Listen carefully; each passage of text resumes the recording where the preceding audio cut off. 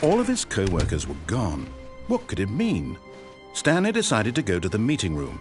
Stanley lifted the bucket into his arms, and a wave of comfort rushed over him. Stanley clung the bucket to his cheek.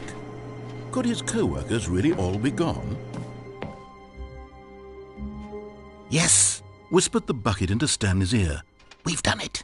We've escaped from that dull office and that pesky narrator. At last, out here in the white void, we are alone, now, and to my true self."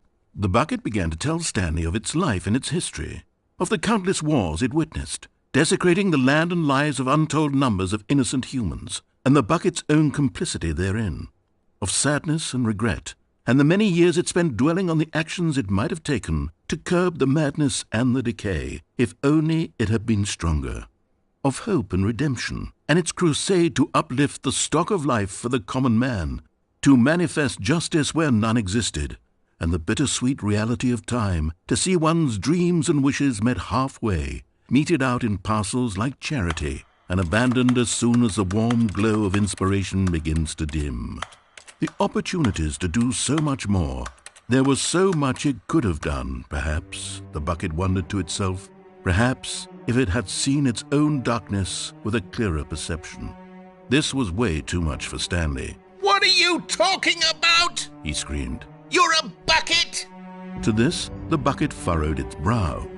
"No," said the bucket. "not since the evil wizard Gambhorata first ensnared me in his machinations as payback for the sacred amulet I stole from his treasured vaults. I was young back then and could not conceive the ramifications of—" "No!" Stanley screamed even louder this time. "This is stupid! You are a bucket! This is so stupid! Why are we even doing this?" As Stanley screamed and screamed and screamed, the bucket revealed its true form, transforming into a mighty beast of untold power, its fangs glistening like...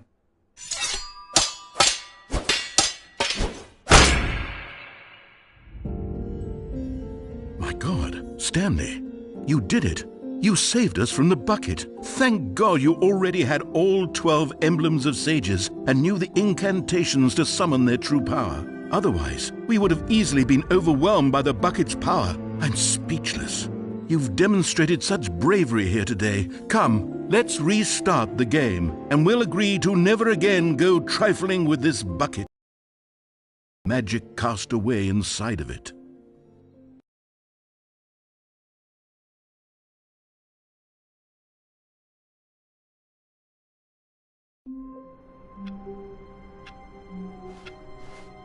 All of his co-workers were gone. What could it mean? Stanley decided to go to the meeting room. Perhaps he had simply missed a memo.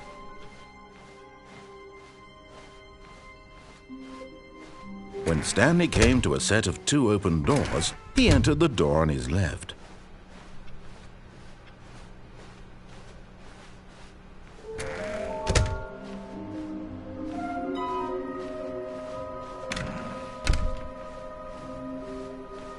Coming to a staircase, Stanley walked upstairs to his boss's office.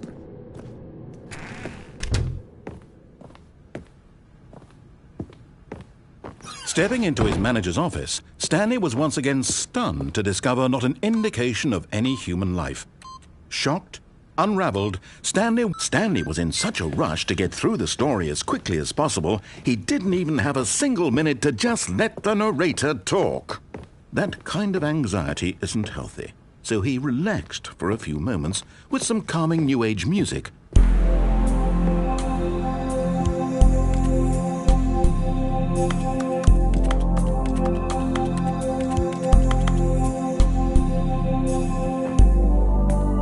Feeling soothed and rejuvenated, Stanley calmly walked forward into the opened passageway.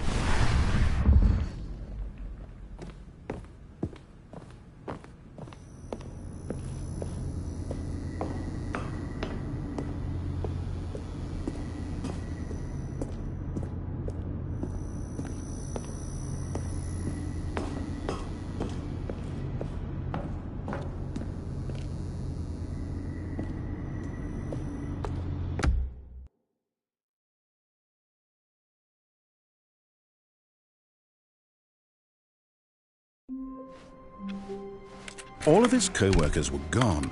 What could it mean? Stanley decided to go to the meeting room. Perhaps he had simply missed a memo. The confusion and the chaos all seemed to melt away as Stanley embraced the bucket. Stanley clutched the bucket tightly to his chest. This was not the correct way to the meeting room, but Stanley had felt the bucket calling to him, telling him that the employee lounge was simply the place to be.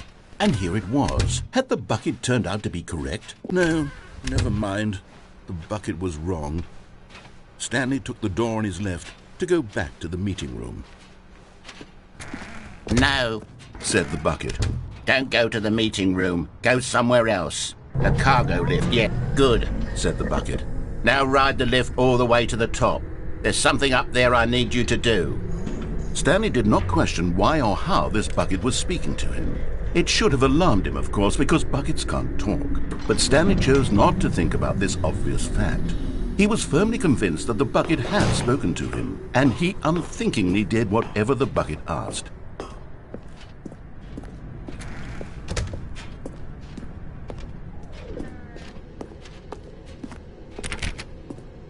No, stop. Look there on the wall. You see, there's a sign right there. It says, "No buckets past this point." Stanley, how could you think it was okay to bring the bucket here? Unless, what if the problem is that you actually don't know what is a bucket and what isn't a bucket? I suppose that would explain a lot about your behavior up to this point. Which, if that's true, well, my goodness, I think we have to do something about it. This misunderstanding could have dire consequences on the entire rest of the game if not addressed quickly and properly. So much of the impact on your understanding of what is and isn't a bucket. Please, step in here for a moment.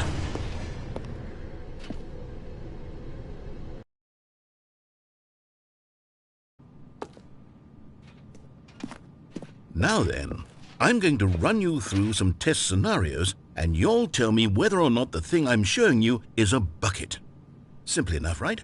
This should tell us everything we'll ever need to know about what is or is not a bucket. Okay, let's begin. Item 1. Is this a bucket? Incorrect. A gram of a bucket, not an actual bucket.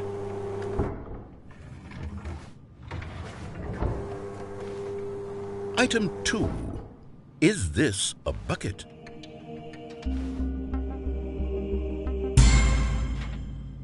Incorrect. It is a 3D printed recreation of a bucket, not an actual bucket.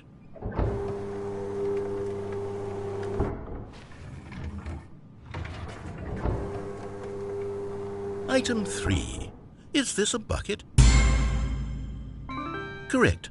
This is a bucket.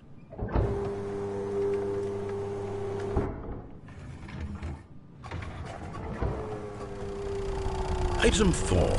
Is this a bucket? What? Are you hallucinating? This is a tractor. It's an enormous machine that tills the earth. I thought this was a gimmick. How on earth did you manage to screw it up? Absolutely incredible. Let's just move on to the next one.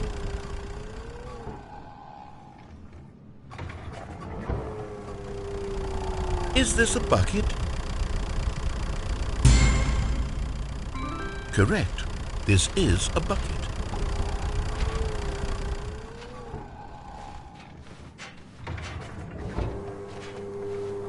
Item 6. Is this a bucket? Trick question. Both. Gotcha.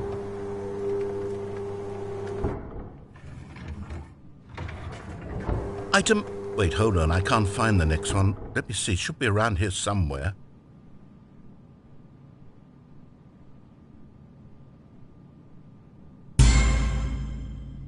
Okay, you and I both know there isn't anything here. And I don't appreciate the implication that nothing is a bucket when we both clearly know that a bucket is something, and therefore nothing could possibly be something. Unless, in your twisted mind, have you somehow convinced yourself that a bucket is nothing? Answer me straight, Stanley. Do you believe that nothing is a bucket?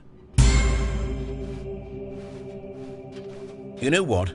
I'm too confused to even sort it out. I've lost all sense of perspective. What is a bucket? What isn't a bucket? Mere moments ago I could answer these questions with confidence, and yet now I'm somewhat adrift. Do any of us know what a bucket is? Am I a bucket? Stanley, I can't keep doing this. I'm losing myself, and myself was all I ever had to begin with. I'm afraid the bucket is threatening to tear our relationship apart. I can't have that. I'm sorry, but I'm going to erase all buckets from the game entirely. Okay, here we go.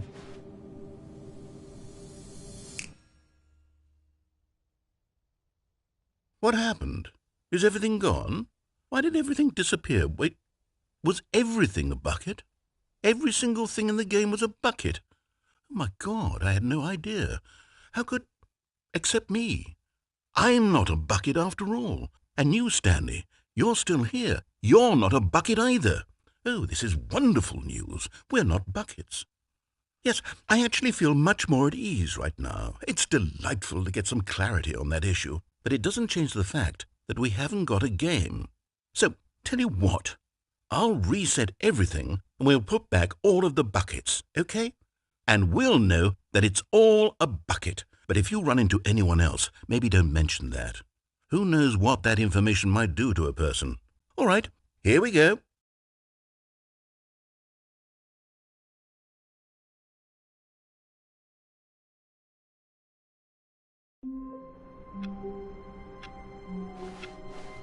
All of his co-workers were gone.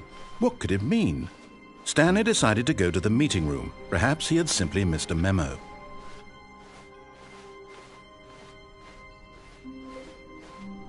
When Stanley came to a set of 2 open doors, this was not the correct way to the meeting room, and Stanley knew it perfectly well.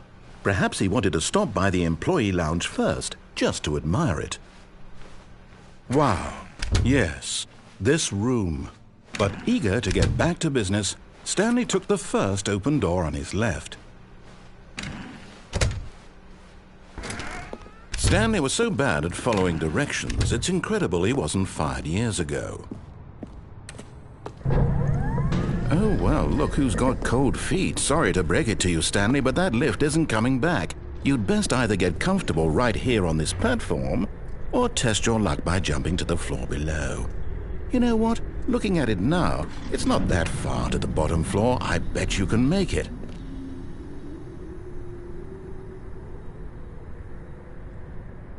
Come on. I'm sure you'll survive the jump. Don't tell me you're scared. That's not the Stanley I know. Do it! Do it! Do it! Do it! Do it! Do it! Do it!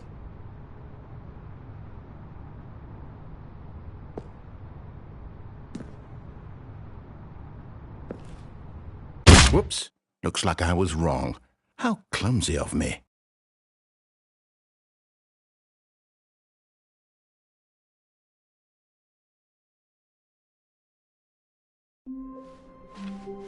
A soft wind blew outside and perhaps rain started, and if it did, it stopped shortly after.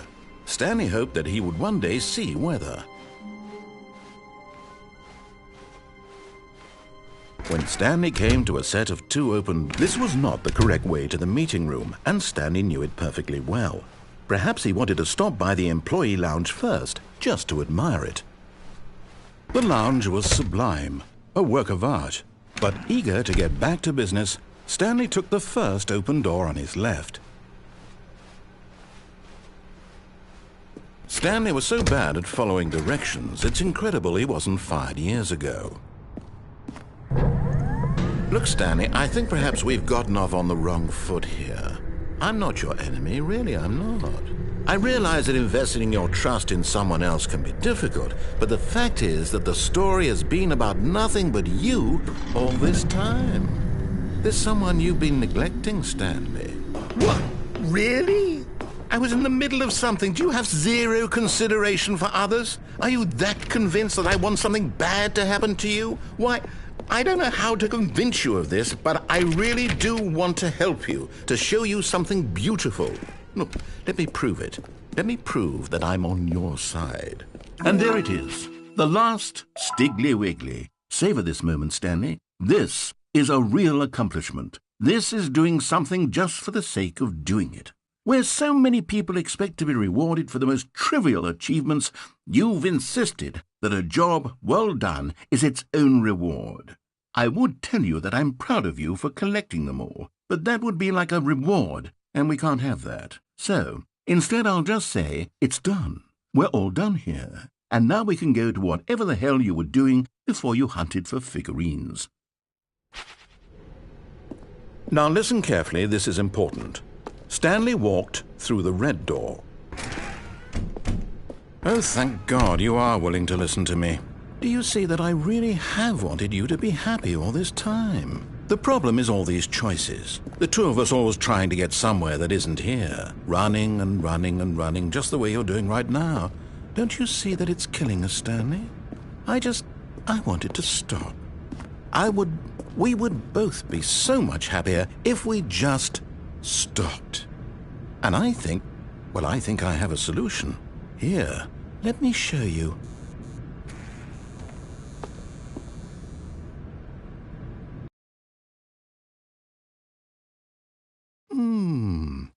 What do we want? What are we looking for? Here. Yes. Oh, it's beautiful, isn't it?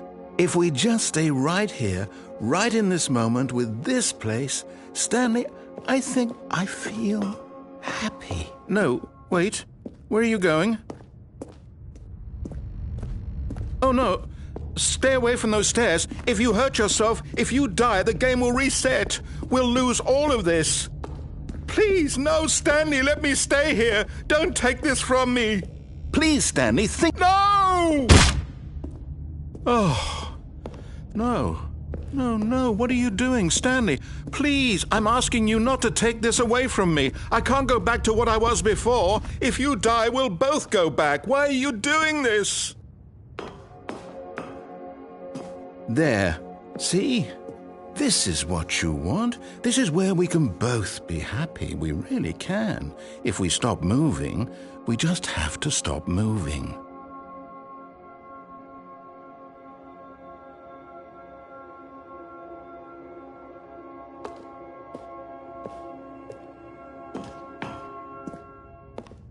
Stanley, go back. There's nothing good that can come from this.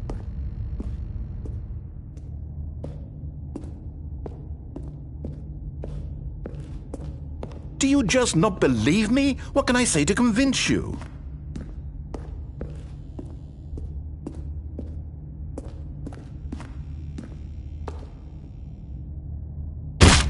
Stanley, let's go back to the other room. Can you do that for me?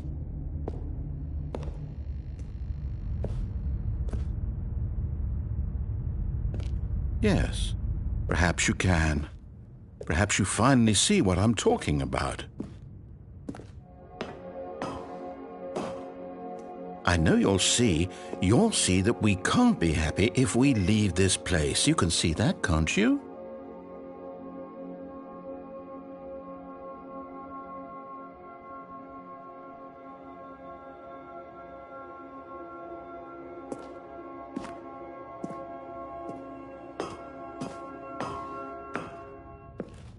No, perhaps not.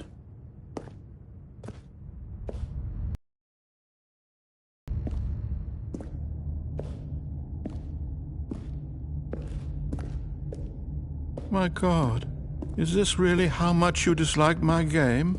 That you'll throw yourself from this platform over and over to be rid of it? You are literally willing to kill yourself to keep me from being happy. Am I reading the situation correctly?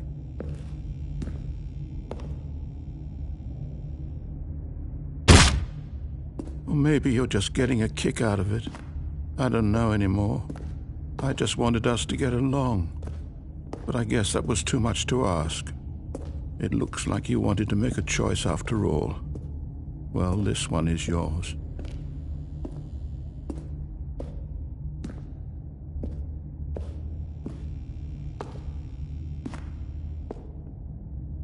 Is it over? It's going to restart, isn't it? I'm going back.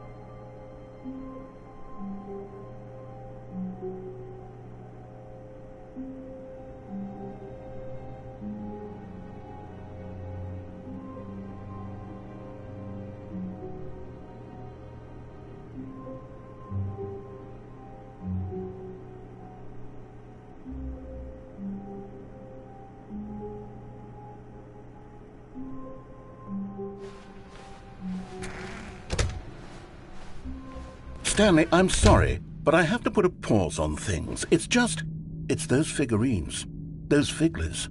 I haven't stopped thinking about them since you nabbed every last one. Wasn't it just the most intrinsically fulfilling moment of your entire life? Didn't it fill you to the brim with inner richness? Yes, I know we're supposed to be telling a story, but won't you please indulge me with one more trip back to the memory zone? I would love nothing more than to revisit the figurines. Just one more time.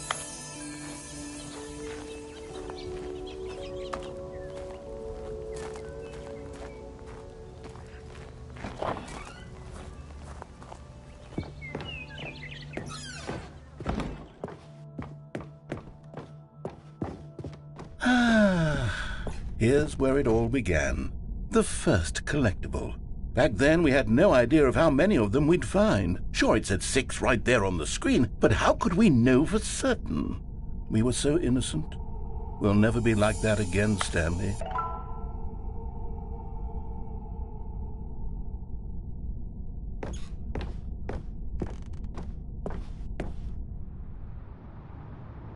And here was a second Stanlerine. You found this one all on your own, just by poking around in the warehouse. You did that, Stanley. I'll be honest. Back then, I had no faith in you to find any of them, let alone 6. But you continue to surprise me in all sorts of mundane, unremarkable ways.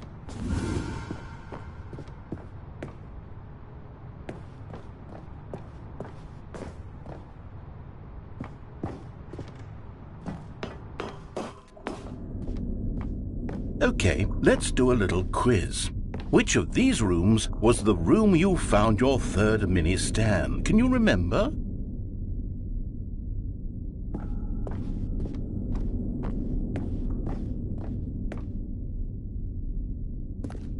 Hey, that's exactly right. It was here, under the stairs. It was the third one. You picked it up, and then after that, you had 3 of them. I'm glad these moments are so crystal clear in your memory, but I shouldn't be surprised. After all, science tells us that it's impossible to forget your third time doing anything. Let's see, what came next? Oh yes, we found a Figley in this pink room. Oh well, I can't actually say I remember being in this room, but it's here in the memory zone, so it must have happened.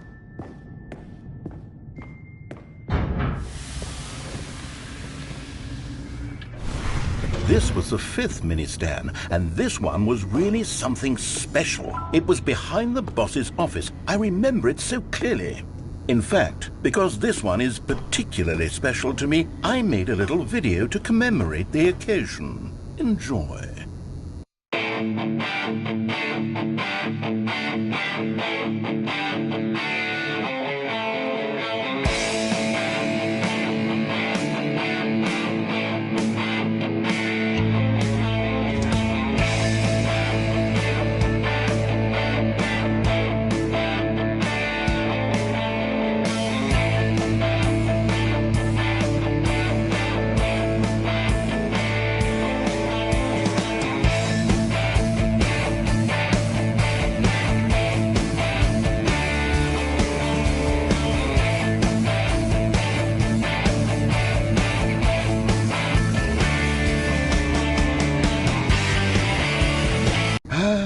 Takes you back, doesn't it? I spent a lot of time making that video, but it was 8 minutes I wouldn't have spent on anything else.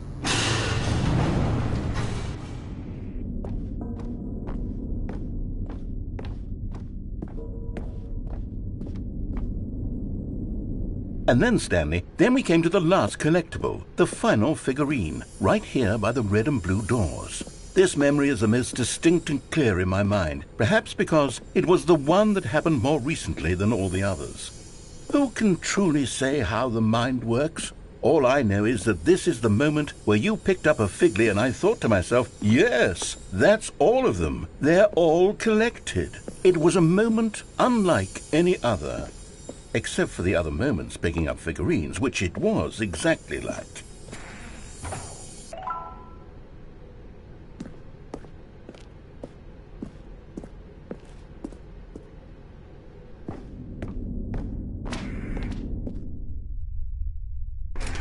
And then there was no more. because we've caught up to the present moment. Nothing left to do but move onward into the future. Goodbye, Memory Zone.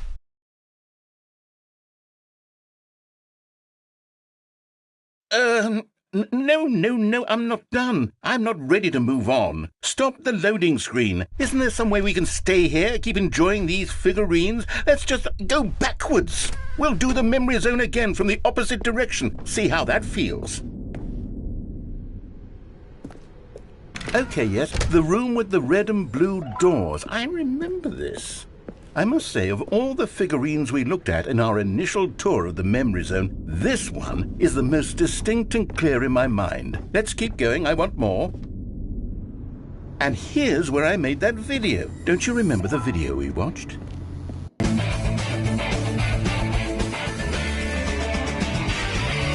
Yes, I love that video.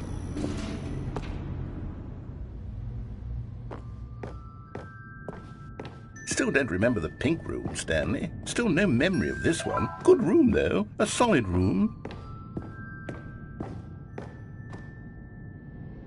These really were a treat to hunt down. You know, if there had been any kind of reward for finding all of these, it really would have muted the intrinsic joy of collecting them. I'm very glad we resisted the temptation. Next one.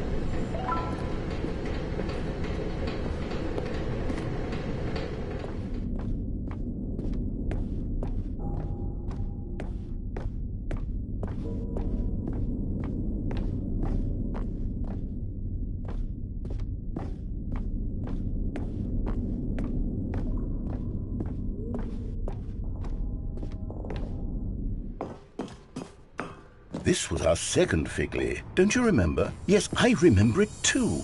The past is truly a wonderful thing. Why does anyone ever choose to leave it? Keep going. This is it, the very first one we found in the exhibit where I introduced you to the figurines. Oh, I want more memories, Stanley. I want to keep going. What else is there? What came before this?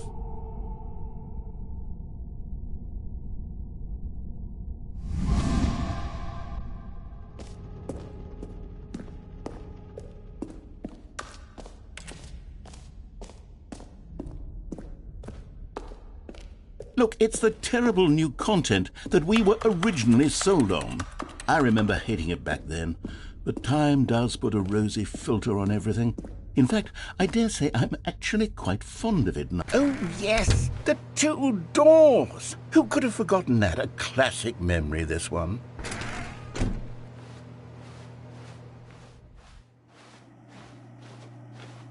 And before everything else, there was your office.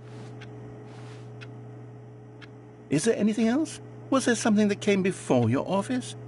There's something I feel I can remember. I can remember.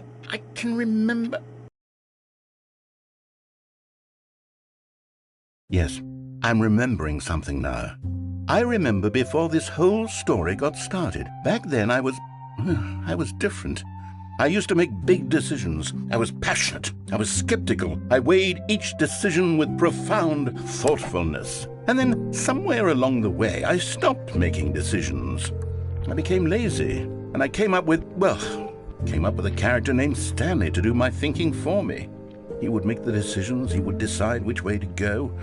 I would cheer him on as he collected figurines for no reason. Why did I invent Stanley? Was I lonely? Yes, perhaps that's it. Perhaps I needed to imagine I had companionship. And Stanley really did make for a wonderful companion, even if he was a fiction. But I suppose it's grown old. I want to think for myself again. I want to go back to how it used to be. Yes, I can be on my own again. I can do it. I'll be stronger this time. I'll take care of myself. I don't need Stanley anymore. Oh, but he truly was so much fun to play with. You know what? Since we're in the Memory Zone, how about one more good memory? Let's go back just once and give Stanley one more run of the office, and then I'll retire him for good.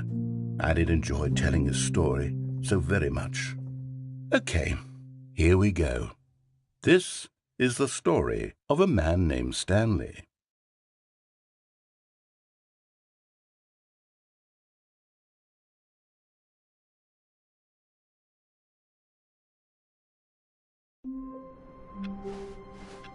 Even now, Stanley's office was a distant memory. What did it look like? There was a computer, perhaps, and a painting. Was it a painting or a photo? He could no longer recall. When Stanley came to a set of 2 open doors, this was not the correct way to the meeting room, and Stanley knew it perfectly well. Perhaps he wanted to stop by the employee lounge first, just to admire it.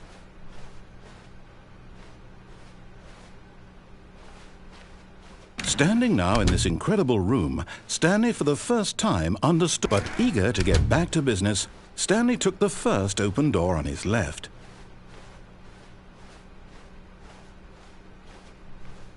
Stanley was so bad at following directions, it's incredible he wasn't fired years ago. Look, Stanley, I think perhaps we've gotten off on the wrong foot here.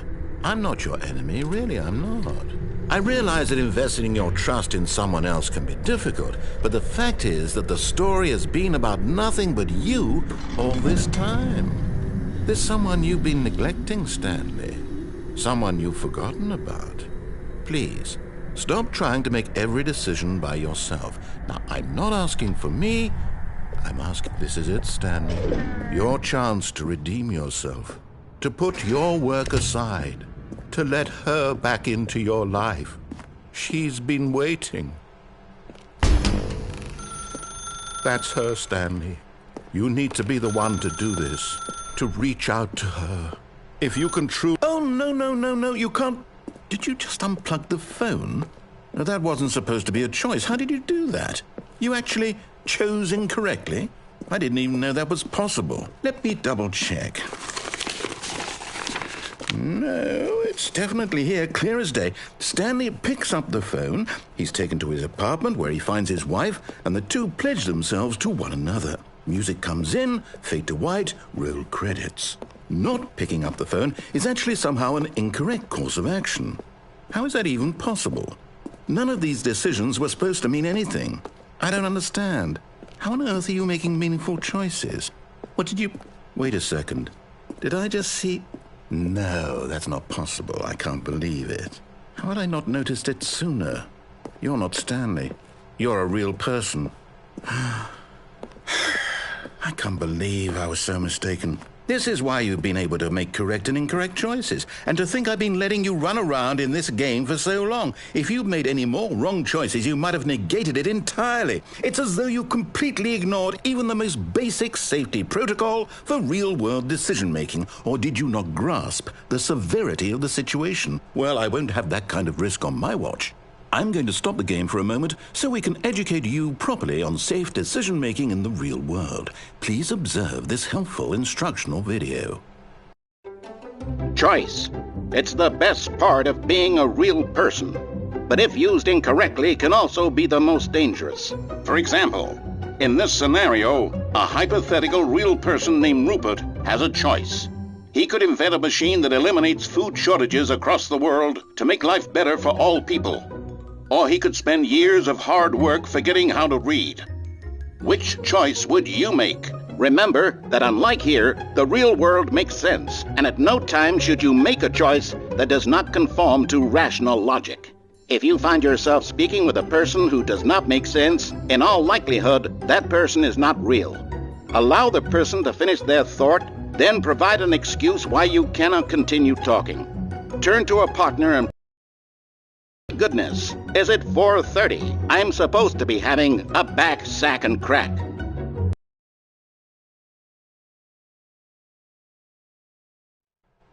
Excellent. Making choices on a regular basis is the best part to a healthy decision-making process. Most medical professionals recommend making at least 8 choices per day. Do you make more than 8? Less? And finally, if you begin to wonder if your choices are actually meaningful and whether you'll ever make a significant contribution to the world, just remember that in the vast infiniteness of space, your thoughts and problems are materially insignificant, and the feeling should subside. At this time, your instructor will guide you in an exercise to test and reinforce the material covered in this video. Welcome back. You may have noticed that this room has begun to deteriorate as a result of narrative contradiction. But not to worry. Now that you're properly informed on good decision-making, we're going to revisit a choice you made just a few minutes ago and see what the correct thing to do would have been. This way, please.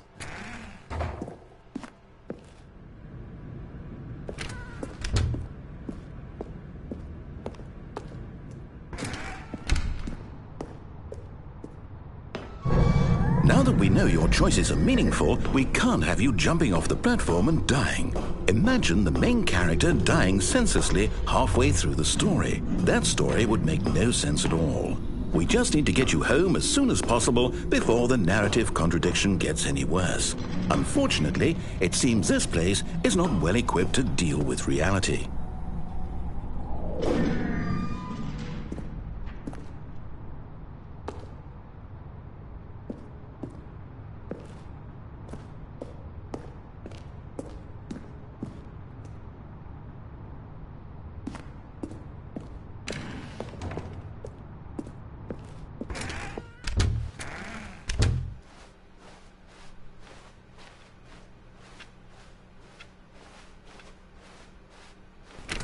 Almost there. You'll take the door on the left, back to the correct ending, the story will have resolution once again, and you'll be home free in the real world. Now remember, all you need to do is behave exactly as Stanley would. That means choosing responsibly and always putting the story first. I'm quite sure you'll be up to the task. Just follow my lead and you'll be fine. All right. When Stanley came to a set of 2 open doors, he entered the door on his left. No! Why did you do that? Quickly, hurry back in the other direction. Perhaps we're not too late.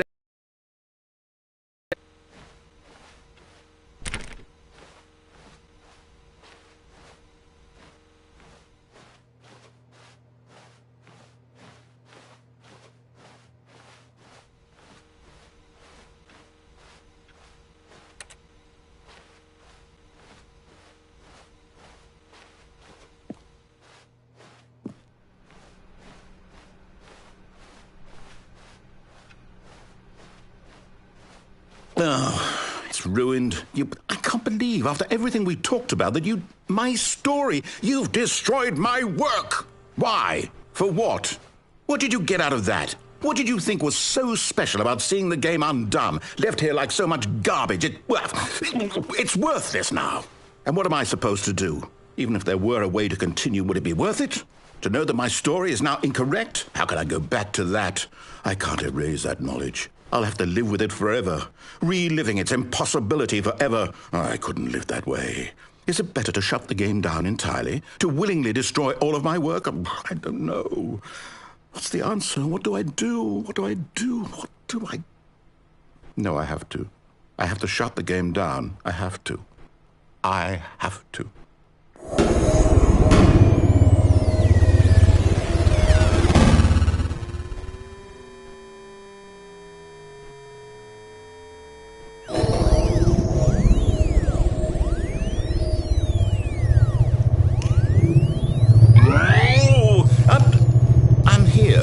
I'm still here in this pile of rubbish, with you who thought you were so clever. Now look where we are. My entire game is destroyed. It was the only thing in the world that was mine, and you've run it into the ground. What, did you think that would be funny? You just had to see? Didn't I impress upon you how important it was to be like Stanley? He actually knows how to do what I tell him to. He understands that if I say to do something, there's a damn good reason for it. That thought hadn't even occurred to you, had it? That there's a world outside of you? You're a child. Oh, my story. If you'd just gone through the door on the left, you would have seen it. There was a whole underground facility. You would have destroyed it and been victorious. It would have been so perfect. I worked so hard on it. I tried so hard to make... behave exactly as Stanley would. That means choosing responsibly and always putting the story first. I'm quite sure you'll be up to the task. Just follow my lead and you'll be fine. All right. When Stanley came to a set of 2 open doors, he entered the door on his left. No! Why did you do that? Quickly, hurry back. Behave exactly as Stanley would. That means choosing responsibly and always putting the story first. I'm quite sure you'll be up to the task. Just follow my lead and you'll be fine. All right. When Stanley came to a set of 2 open doors, he entered the door on his left.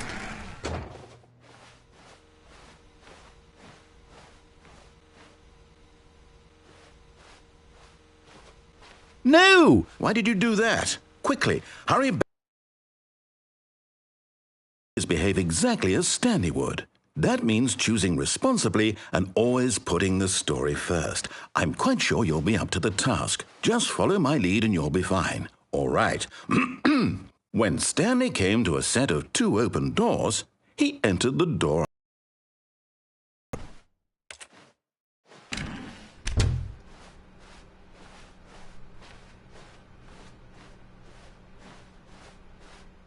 Yet there was not a single person here either. Feeling a wave of disbelief, Stanley decided to go up to his boss's office, hoping he might find an answer there. Coming to a staircase, Stanley walked upstairs to his boss's office.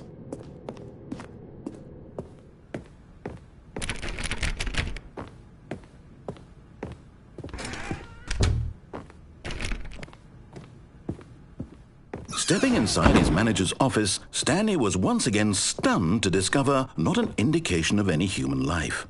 Shocked, unraveled, Stanley wondered in disbelief who orchestrated this, until he saw the door with a voice receiver next to it. Surely behind this door lay all the answers to his questions. And beyond all probability, he knew the passcode. He had seen it on his boss's computer just last week. Nightshark 115. Was this the code to open the door? Would it still work? There was only one way to find out. Stanley had been trained never to speak up, but now he would draw from within himself the courage to face the unknown. He drew a sharp breath and then spoke the code.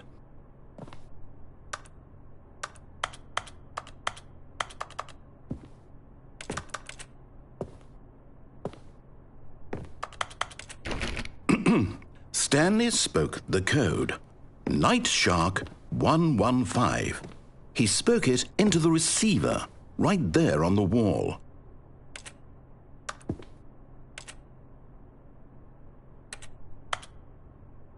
I'm sorry, is there a problem?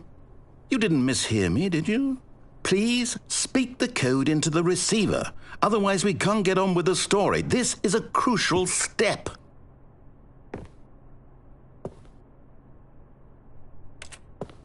Okay, fine, you're not going to do it, but you know what?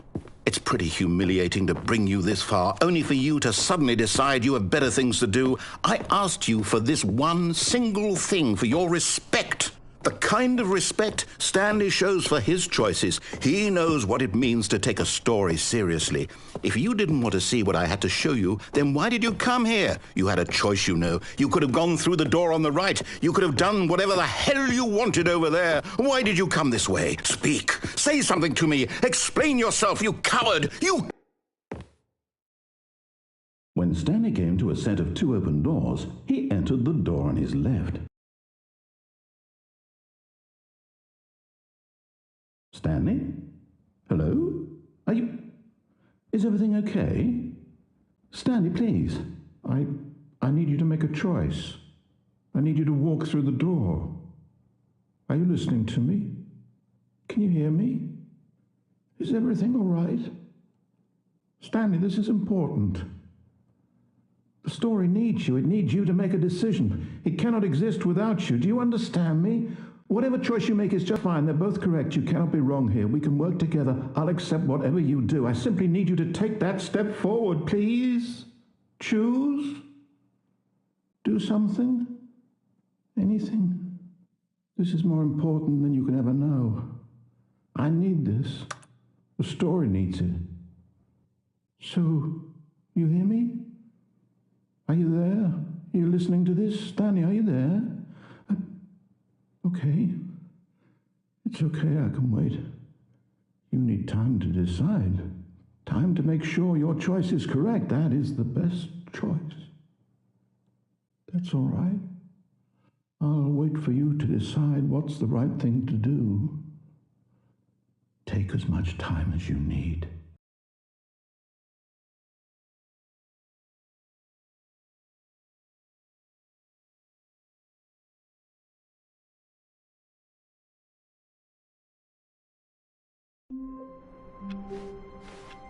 All of his co-workers were gone. What could it mean? Stanley decided to go to the meeting room. Perhaps he had simply missed a memo.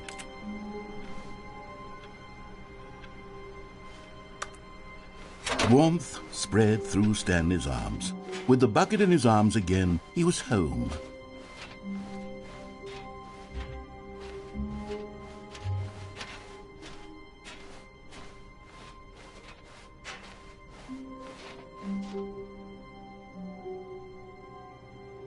Stanley clutched the bucket tightly to his chest. This was not the correct way to the meeting room, but Stanley had felt the bucket calling to him, telling him that the employee lounge was simply the place to be. And here it was. Had the bucket turned out to be correct? Was this better than the meeting room? Yes, Stanley thought to himself. No, never mind. The bucket was wrong. Stanley took the door on his left to go back, and so the two of them detoured through the maintenance section and walked straight ahead to the opposite door.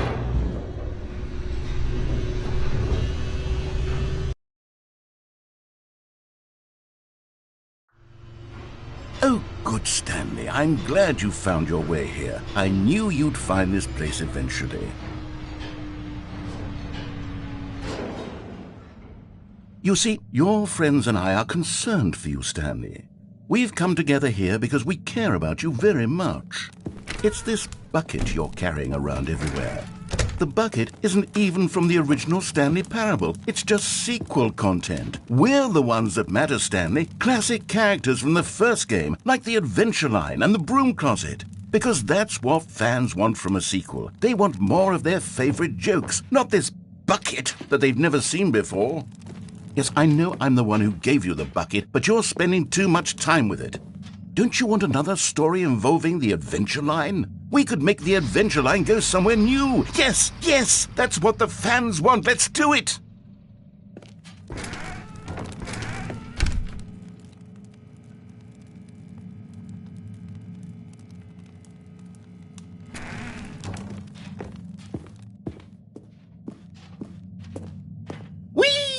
Look at that wacky line. Who knows where it'll go off to next? Oh, and it played some silly music as well.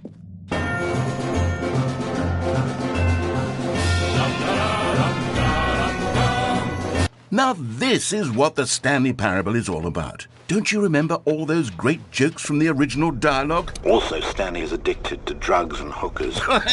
Yes, it's as classic now as it was back then. Let's do it for the fans, Stanley. Let's give them more content exactly like this. But if we want to do that, you're going to have to give something up.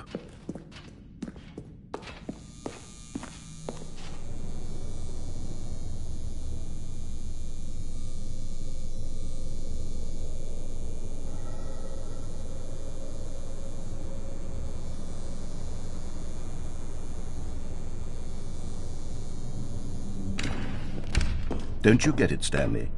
We need to get rid of the bucket. That's why I'm very proud to introduce a brand new character. This is the Bucket Destroyer. I think it'll make a wonderful new addition to the rich lore of the Stanley Parable. True, it also was not in the original game, but it's such a well-fleshed-out character with so much personality that to me it already feels as though it's been part of the cast all along. Don't you agree? Can you guess what the Bucket Destroyer does? Surely you don't need me to spell it out for you. Go ahead now, Stanley. Say goodbye to the bucket, and then pop it into the machine when you're ready.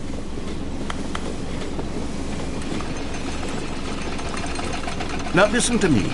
It's crucial that you give it the bucket. I don't know what the Bucket Destroyer will do if it can't destroy your bucket. Destroying buckets is all it knows. That is its singular personality trait. Sure, I can hear you saying, how does a character with only one personality trait deserve to join the pantheon of beloved Stanley Parable characters? Well, you see, if you were to really explore the Bucket Destroyer, you would see that its desire to crush buckets is so densely loaded with complexity and nuance that it's really like 10 personality traits. What other object in this game can you even say that about? The broom closet? Certainly not. I wonder what sort of Bucket Destroyer merchandise the fans will be clamoring for after this. Okay, the Bucket Destroyer is getting very upset now. You'll have to hurry and feed it. We can't get back to the classic Stanley Parable characters like the Adventure Line or the Bucket Destroyer until you crush that damn bucket. Quickly now, the fans are waiting. Do it, the fans, Stanley. Give the fans what they want. Hurry and go.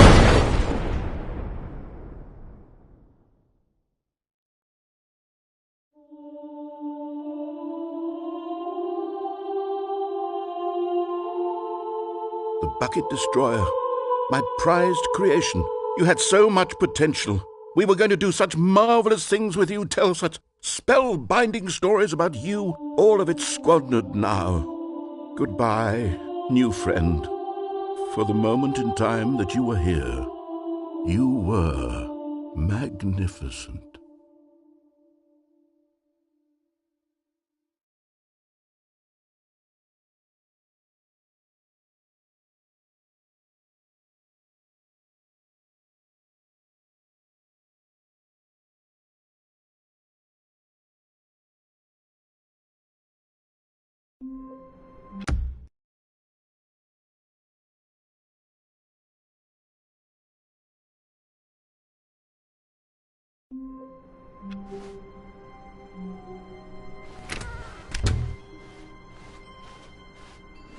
When Stanley came to a set of 2 open doors, he entered the door on his left.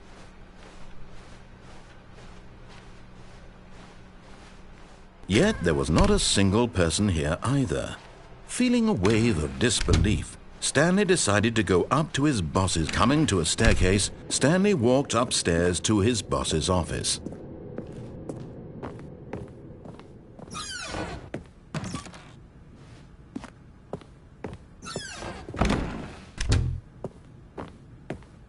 Okay, I think we all know the drill by now. Blah, blah, blah. Dark secrets, the keypad. Stanley pushes some buttons. Oh, hey, look, it's a new passageway. Quelle surprise.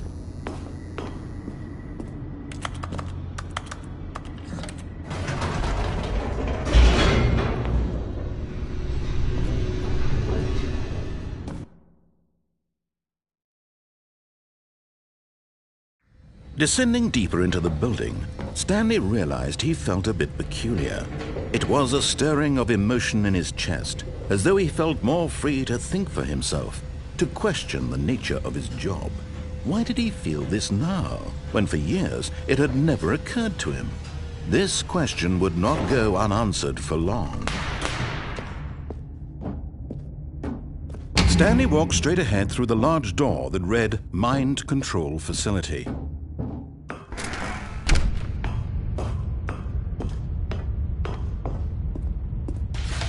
The lights rose on an enormous room packed with television screens. What horrible secret did this place hold? Stanley thought to himself. Did he have the strength to find out?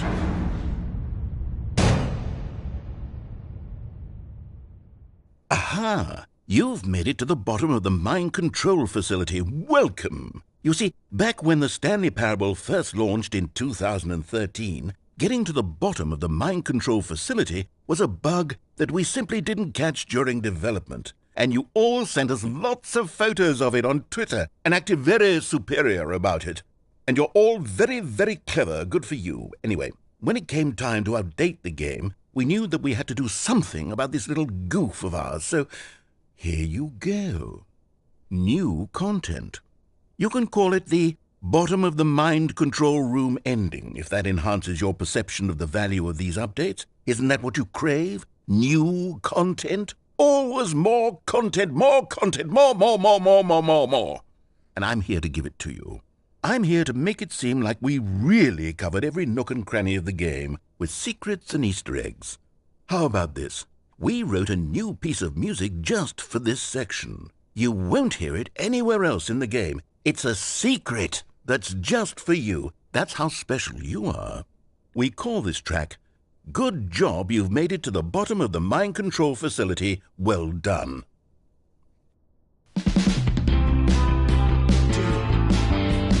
Good job, you did it. Good job. 3, 2, 1. Good job, you made it to the bottom of the mind control facility. You jumped on the catwalk. You should have been careful. You should have been careful. It used to be a bug, but now it's an ending. Now it's an ending. I believe in you. I believe in your ability to cross this barrier and chase your dreams. Railings don't mean anything. Good job, you did it. Good job, you did it. Good job, you did it. Good job, you did it. Good job, you did it. Good job, you did it. Good job, you did it. Good job, you did it. Good job, you did it. Good.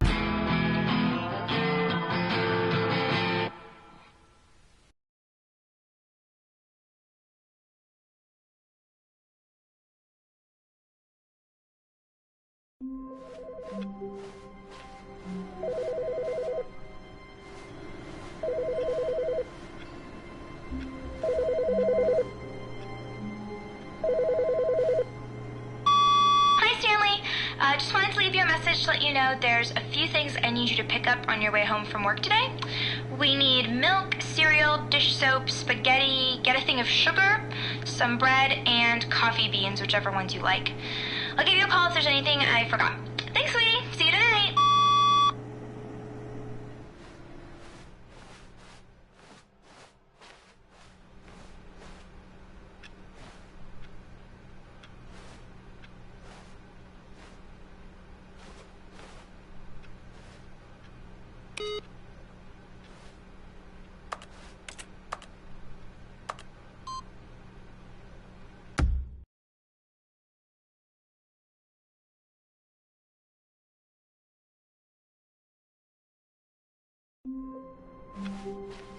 All of his co-workers were gone.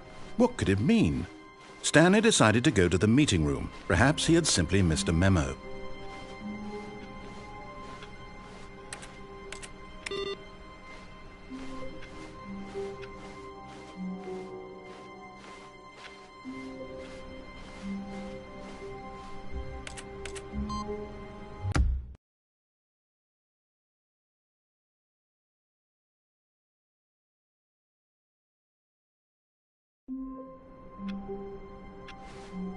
All of his co-workers were gone. What could it mean?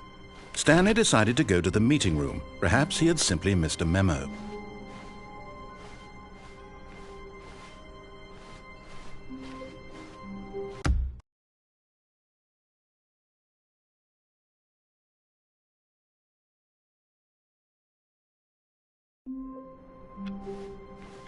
A soft wind blew outside and perhaps rain started, and if it did, it stopped shortly after. Stanley hoped that he would one day see weather.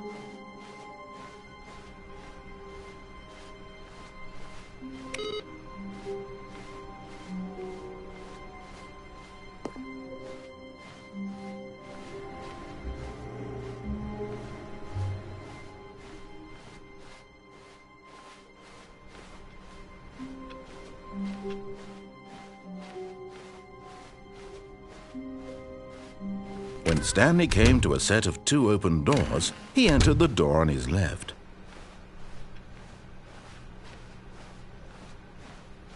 Yet there was not a single person here either.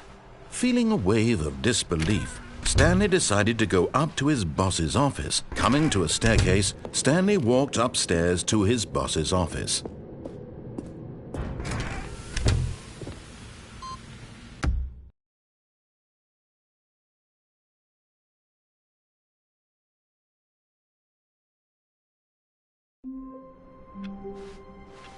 All of his co-workers were gone. What could it mean? Stanley decided to...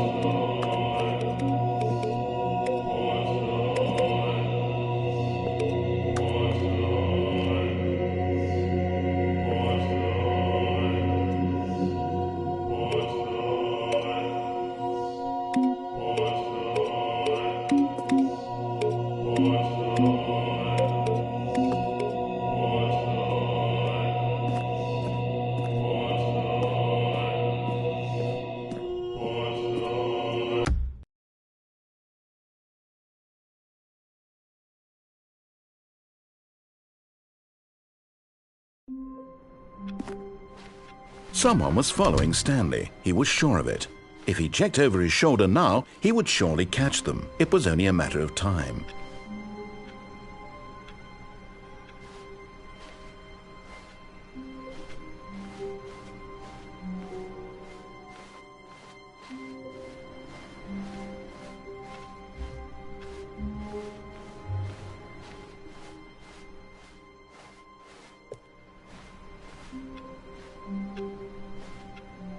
Stanley picked up the bucket and smiled.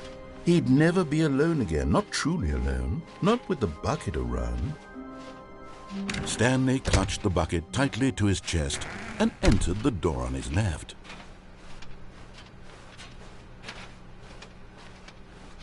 Still no one was here. Stanley needed the bucket's warmth and comfort now more than ever. Perhaps his boss's office was... Oh, Stanley, can you feel it? The broom closet. It wants the bucket. You can feel that, can't you? The aura of jealousy. It's as clear as day. This broom closet believes it deserves the bucket. I can really feel it now. It's a bucket. It belongs in a broom closet. That's what the broom closet is trying to say here. It's supposed to go with the other cleaning supplies. Good for you, Stanley. Don't give in. Don't hand over the bucket. I know how hard it must be, given the pressure that the broom closet is putting on your shoulders right now, but you have to be strong. This is your bucket. This is your companion and lifelong friend. You can't hand it over. Oh, no. We're getting into name-calling now, it seems. Is this how low the broom closet has sunk, that it has to resort to this stream of petty insults simply in order to get you to hand over the bucket? Stanley, I never liked this broom closet for a variety of reasons, but even this is worse than I had imagined. And wait. Now the broom closet has the gall to imply that you and the bucket are not truly deep and lasting friends, that your relationship is purely superficial and convenient, that your life is so banal and meaningless that you'd feel the same sort of kinship towards any inanimate object which happened to lay in your path in an even partially enticing manner. Well, I never. Go on, Stanley. Lay into it. Really tell the broom closet off for its demeaning comments. Expand on the wide variety of experiences you and the bucket have shared together.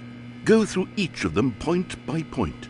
Share your journal entries detailing the rich emotional landscape of your feelings for the bucket as they have changed and evolved over the years. Let him have it.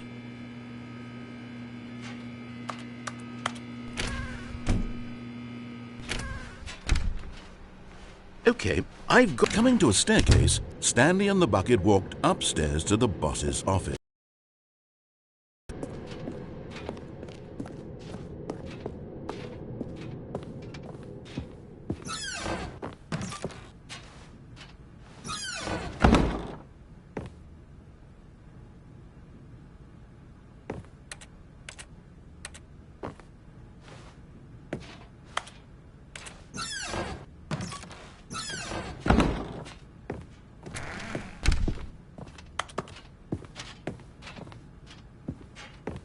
Stepping into his manager's office, Stanley was once again stunned to discover not an indication of any human life.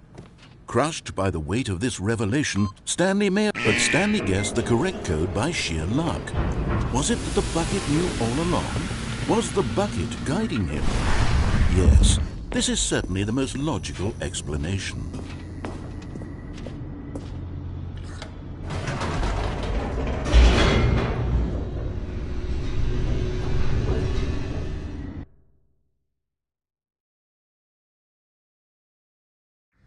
The elevator raced downward, plummeting towards an unknown fate. It would be all Stanley could do to keep himself together, if not for the bucket. Soothing him, comforting him, reassuring that in this darkest moment of uncertainty, he would be all right. The bucket is here for you, Stanley. Everything will be fine. Stanley and the bucket walked straight ahead through the large door that read, Mind Control Facility. Although this passageway had the word escape written on it, the truth was that at the end of this hall, Stanley and the bucket would both meet a violent death. The door behind them was not shut. Stanley and the bucket still had every opportunity to turn around and get back on track. At this point, Stanley and the bucket knowingly walking forward into a very painful death for each of them.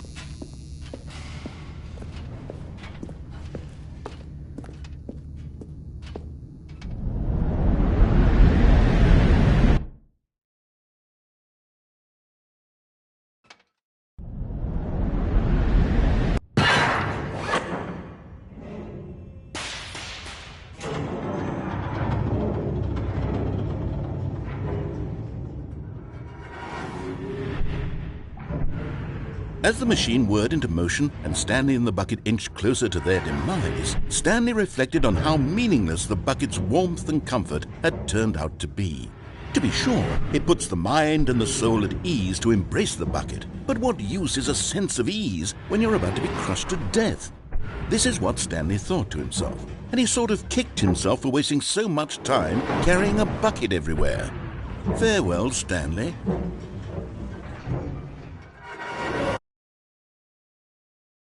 "Farewell, Stanley," cried the narrator, as Stanley and the bucket were led helplessly into the enormous metal jaws. In a single visceral instant, the bucket's life came to an end as it was crushed violently to death.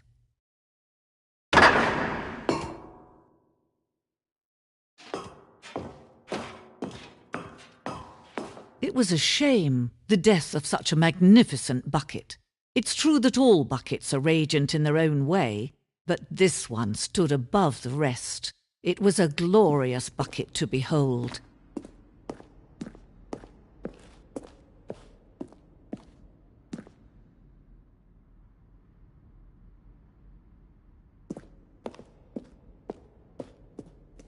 Can you see how arrogant it was for Stanley to take a bucket like this and to claim it for his own?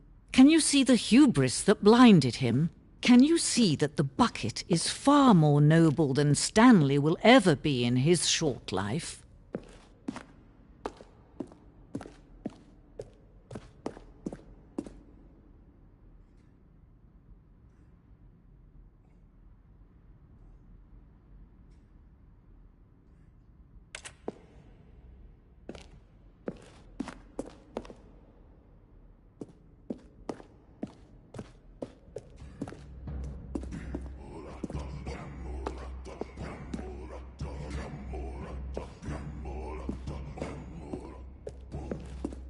No man can own a bucket, and certainly not a bucket as dazzling to behold as this one. It is man who should kneel before the bucket.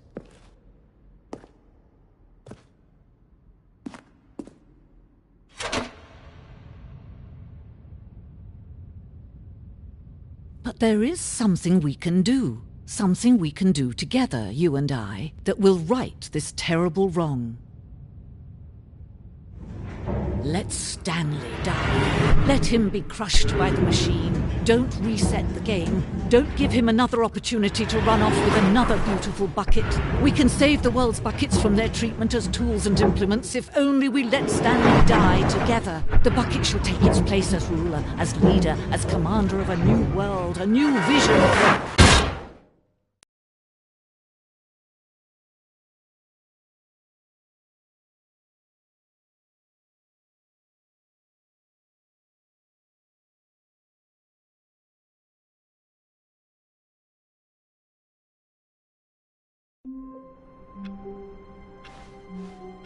All of his co-workers were gone. What could it mean? Stanley decided to go to the meeting room. Perhaps he had simply missed a memo. The good old bucket. Just Stanley and the bucket. Off on another thrilling adventure together. Stanley clutched the bucket tightly to his chest and entered the door on his left. Still no one was here. Stanley needed the bucket's warmth and comfort now more than ever. Perhaps his boss's office was coming to a staircase. Stanley and the bucket walked upstairs to the boss's office. But Stanley just couldn't do it. He considered the possibility of facing his boss, admitting he had left his post during work hours. He might be fired for that. And in such a competitive economy, why had he taken that risk? All because he believed everyone had vanished? His boss would think he was crazy. And then something occurred to Stanley. Maybe, he thought to himself, maybe I am crazy. He looked down at the bucket in his arms. Am I crazy? He asked the bucket. The bucket returned his gaze, but said nothing at all. That's strange, Stanley thought. Usually the bucket is a source of guidance and wisdom for me in difficult times such as these. He held the bucket close, yet felt none of its familiar reassurance and comfort.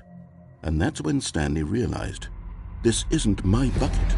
It's just a normal, everyday bucket. Someone else's bucket, perhaps. How did I end up with someone else's bucket? This is all terribly wrong. Surely no good would come from this. Who knows what sorts of bizarre hallucinations Stanley might experience without the psychologically grounding presence of his bucket. And indeed, now he noticed that the rooms were repeating, which was, of course, very odd.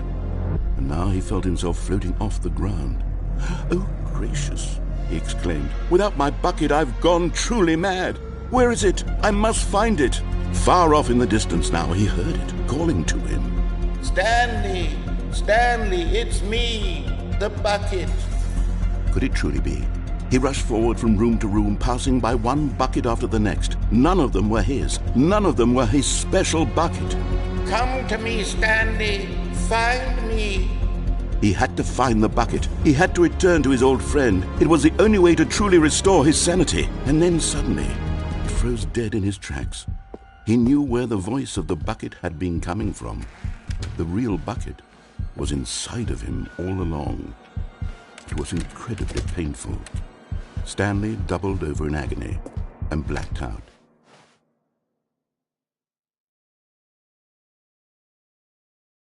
This is the story of a woman named Mariella. Mariella woke up on a day like any other. She arose, got dressed, picked up her bucket of comfort and security, and walked to her place of work.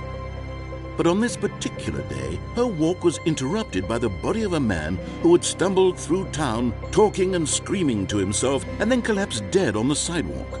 Right away, she knew what the problem was. This man had no bucket. Of course he'd gone mad, ranting and raving about a narrator describing all of his actions and how everything is predetermined and free will is an illusion and it's all just a video game. It could all have been prevented if only he'd taken his bucket with him. Perhaps he didn't even realize he'd forgotten his bucket at home in the first place. How cruel the world can be, Mariella thought, and she hugged her own bucket even tighter. But of course, she had no time for this. There were a myriad of confusing problems she would soon have to confront at work, for which her bucket would provide absolute guidance and total clarity on everything. Heck yes, she thought to herself, my life kicks ass. And she backflipped all the way to work.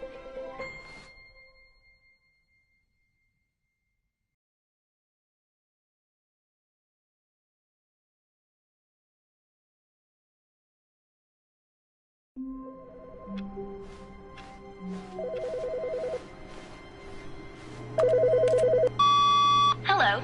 This is a recorded message scheduled either by you or a person in your place of work. The purpose of this message is to warn you about the dangers of recorded messages. If at any time you believe you are listening to a recorded message, please terminate it immediately and cease all flow of information from the recorded message into your perceptual sphere. Thank you, and have a pleasant day.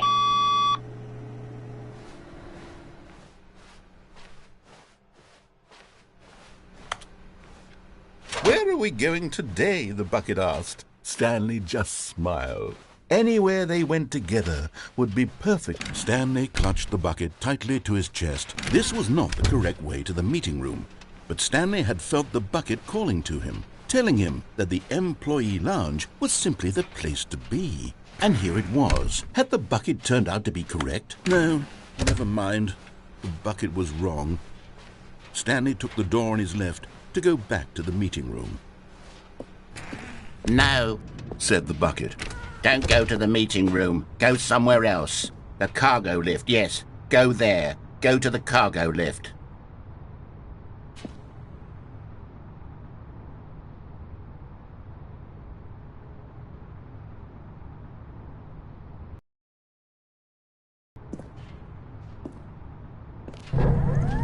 Oh, well, look who's got cold feet. Well, from here, it looks like the only way forward is down. But Stanley feared that any path he walked might lead to the separation of himself and the bucket, his dearest friend.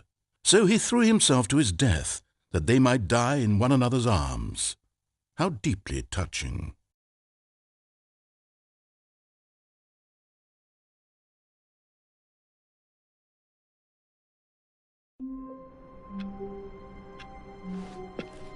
How wonderful.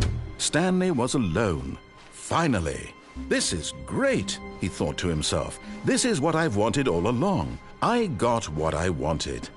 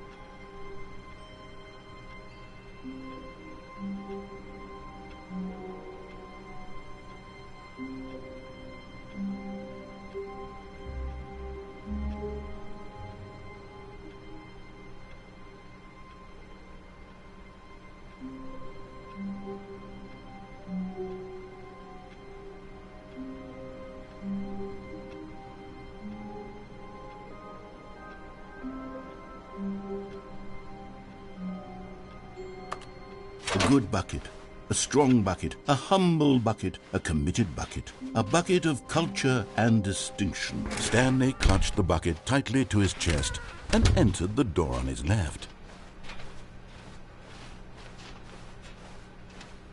Still no one was here. Stanley needed the bucket's warmth and comfort now more than ever. Perhaps his boss's office was where he'd... Coming to a staircase, Stanley and the bucket walked upstairs to the boss's office.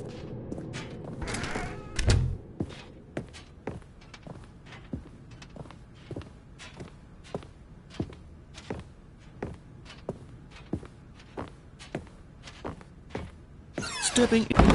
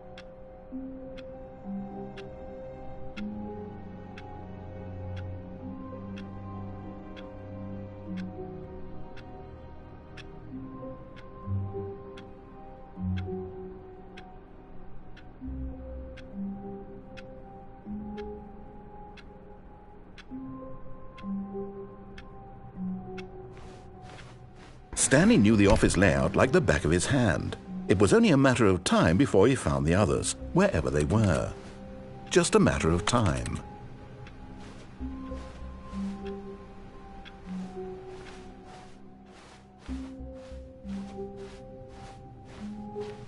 When Stanley came to a set of 2 open doors, he entered the door on his left.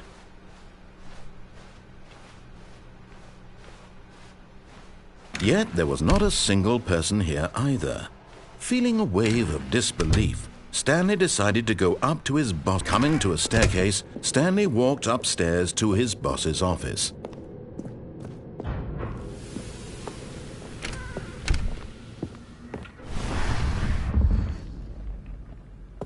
Here's the door.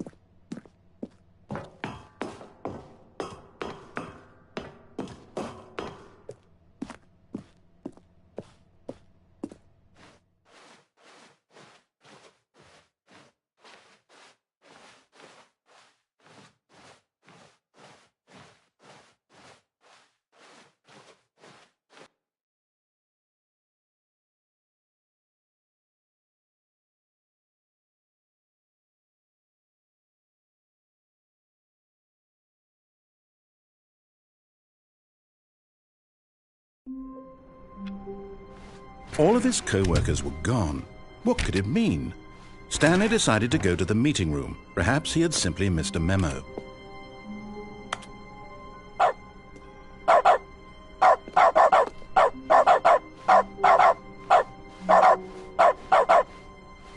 When Stanley came to a set of 2 open doors, he entered the door on his left.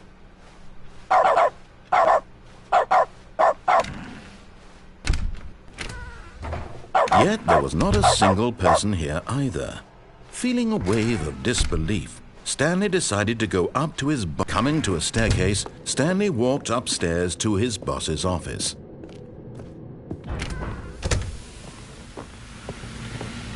Here's the door, just go.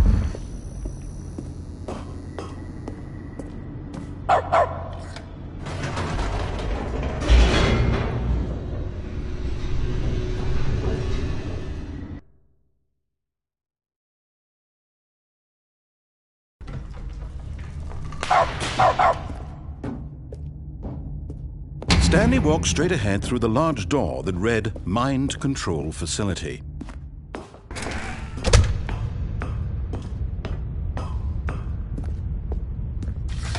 The lights rose on an enormous room packed with television screens.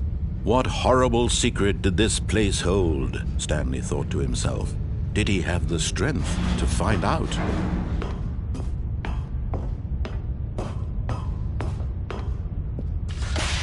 Now the monitors jumped to life, their true nature revealed.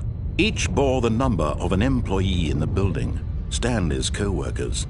The lives of so many individuals reduced to images on a screen, and Stanley, one of them, eternally monitored in this place where freedom meant nothing. This mind control facility, it was too horrible to believe. It couldn't be true. Had Stanley really been under someone's control all this time? Was this the only reason he was happy with his boring job? That his emotions had been manipulated to accept it blindly? No, he refused to believe it. He couldn't accept it. His own life in someone else's control? Never! It was unthinkable, wasn't it? Was it even possible? Had he truly spent his entire life utterly blind to the world? But here was the proof, the heart of the operation. Controls labeled with emotions, happy or sad or content. Walking, eating, working, all of it monitored and commanded from this very place. And as the cold reality of his past began to sink in, Stanley decided that this...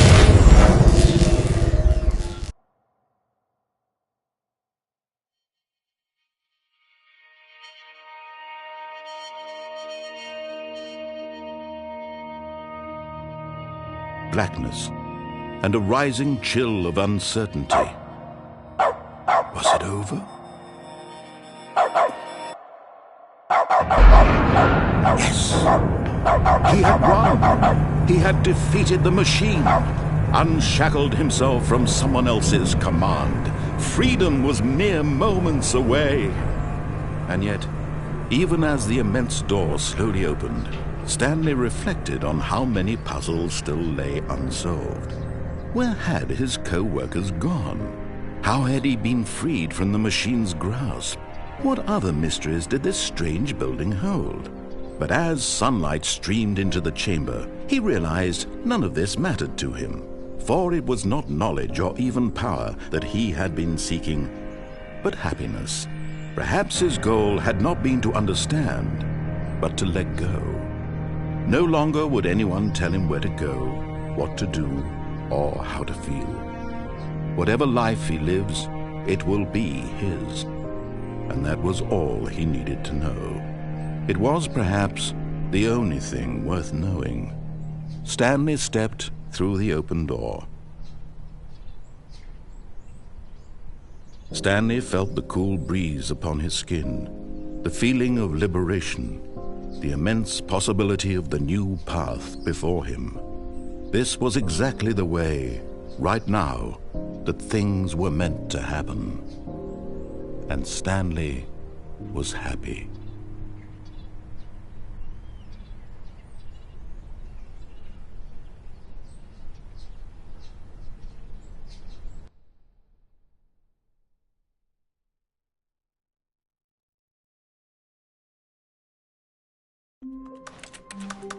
All of his co-workers were gone.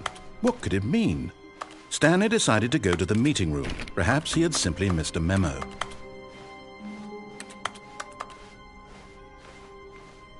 When Stanley came to a set of 2 open doors, he entered the door on his left. This was not the correct way to the meeting room, and Stanley knew it perfectly well. Perhaps he wanted to stop by the employee lounge first, just to admire it. And here it was, the lounge. But eager to get back to business, Stanley took the first open door on his left. Stanley was so bad at following directions, it's incredible he wasn't fired years ago. Look, Stanley, I think perhaps we've gotten off on the wrong foot here. I'm not your enemy, really, I'm not. I realize that investing your trust in someone else can be difficult, but the fact is that the story has been about nothing but you all this time. There's someone you've been neglecting, Stanley. Someone you've forgotten about. Please, stop trying to make every decision by yourself. Now, I'm not asking for me, I'm asking for her. This is it, Stanley. Your chance to redeem yourself, to put your work aside, to let her back into your life. She's been waiting. That's her, Stanley. You...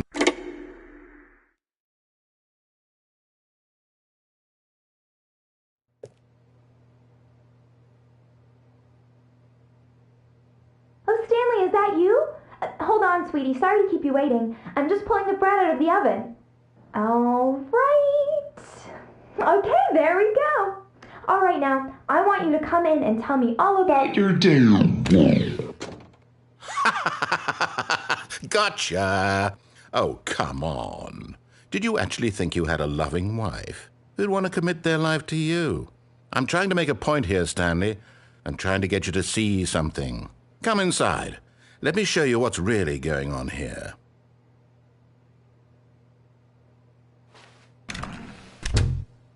This is a very sad story about the death of a man named Stanley.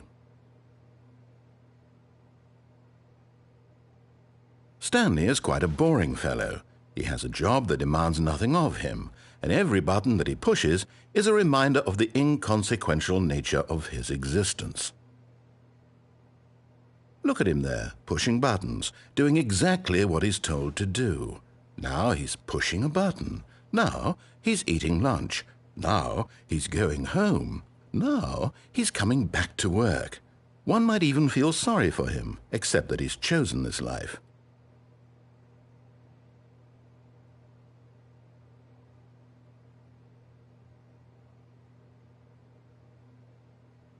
But in his mind, in his mind he can go on fantastic adventures. From behind his desk, Stanley dreamed of wild expeditions into the unknown, fantastic discoveries of new lands. It was wonderful, and each day that he returned to work was a reminder that none of it would ever happen to him.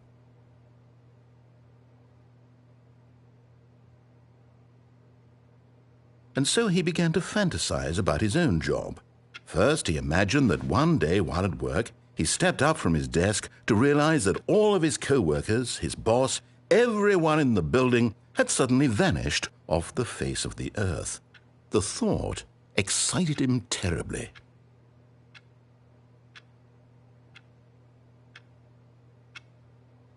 So he went further. He imagined that he came to 2 open doors and that he could go through either. At last, choice. It barely even mattered what lay behind each door. The mere thought that his decisions would mean something was almost too wonderful to behold.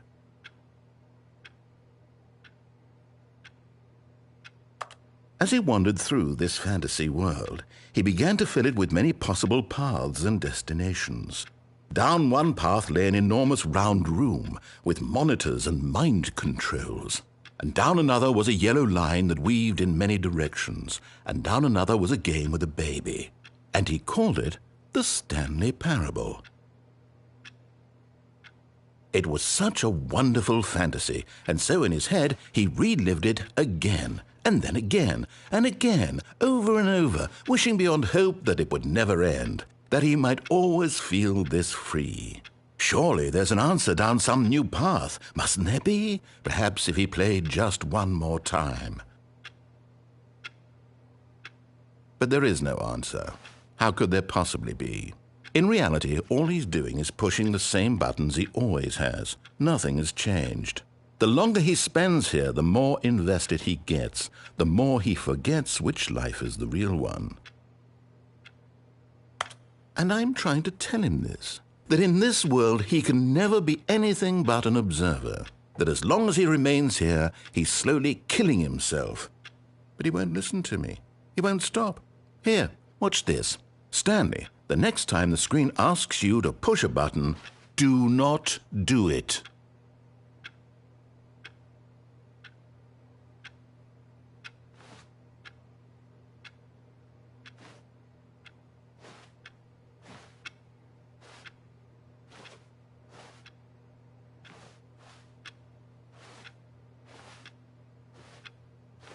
You see? Can he just not hear me? How can I tell him in a way that he'll understand that every second he remains here, he's electing to kill himself? How can I get him to see what I see? How can I make him look at himself? I suppose I can't, not in the way I want him to. But I don't make the rules. I simply play to my intended purpose, the same as Stanley. We're not so different, I suppose. I'll try once more to convey all this to him. I'm compelled to. I must. Perhaps, well, maybe this time he'll see. Maybe this time. And I tried again, and Stanley pushed a button. And I tried again, and Stanley pushed a button. And I tried.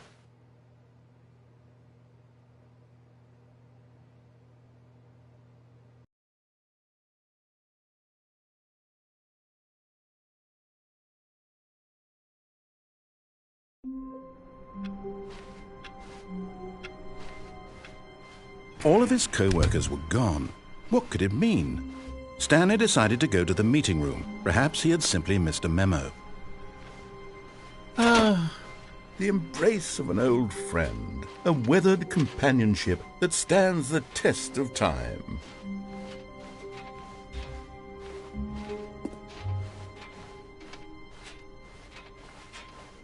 Stanley clutched the bucket tightly to his... This was not the correct way to the meeting room. But Stanley had felt the bucket calling to him, telling him that the employee lounge was simply the place to be. And here it was. Had the bucket turned out to be correct? Well, no, never mind. The bucket was wrong. Stanley took the door on his left to go back to... And so the two of them detoured through the maintenance section and walked straight ahead to the opposite door. Still no one was here. Stanley needed the bucket's warmth and comfort now more than ever. Perhaps his boss's office. Coming to a staircase, Stanley and the bucket walked upstairs to the boss's office.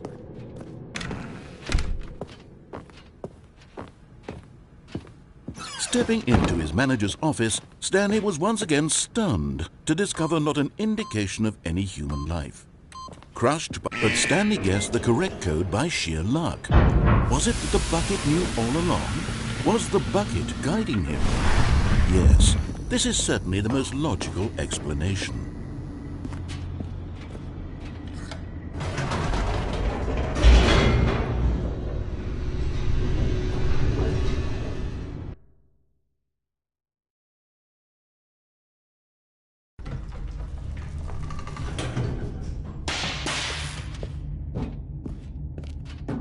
Stanley and the bucket walked straight ahead through the large door that read, Mind Control Facility.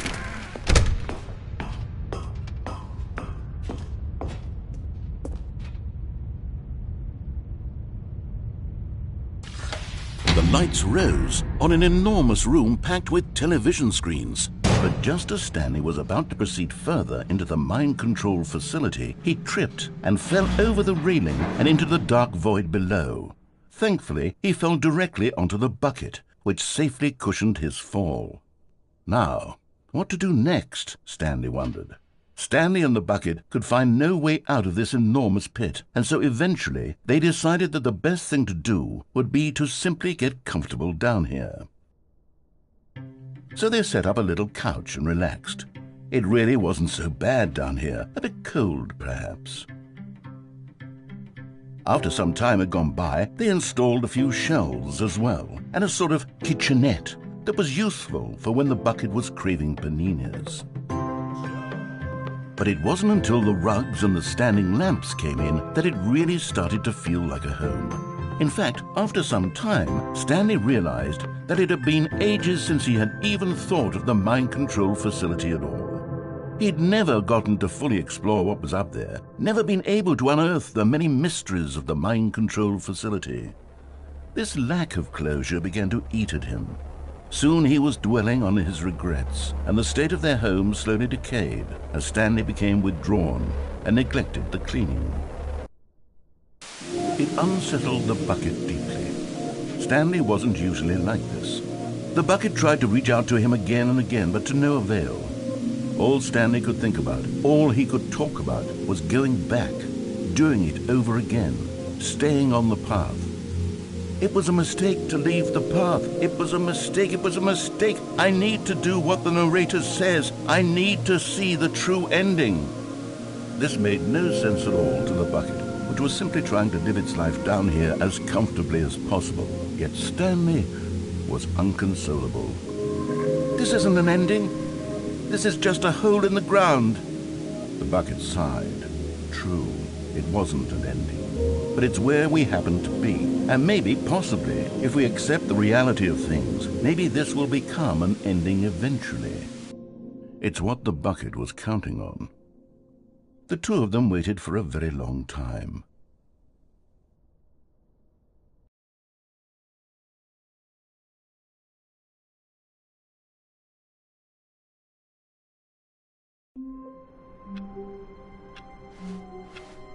All of his co-workers were gone. What could it mean? Stanley decided to go to the meeting room. The bucket made Stanley want to be a better man and a better co-worker. In time, perhaps, he would become both of those things. Stanley clutched the bucket tightly to his chest and entered the door on his left. Still no one was here. Stanley needed the bucket's warmth and comfort now more than ever.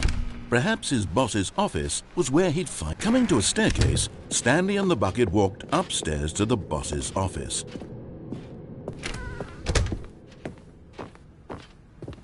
Stepping into his manager's office, Stanley was once again stunned to discover not an indication of any human life. But Stanley guessed the correct code by sheer luck. Was it that the bucket knew all along? Was the bucket guiding him? Yes. This is certainly the most logical explanation.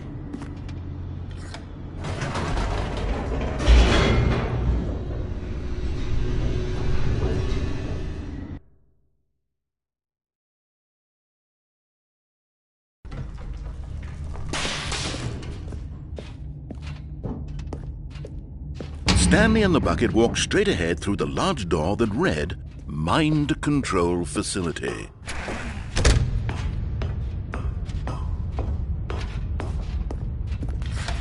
The lights rose on an enormous room packed with television screens. What horrible secret did this place hold? Stanley and the bucket both wondered to themselves.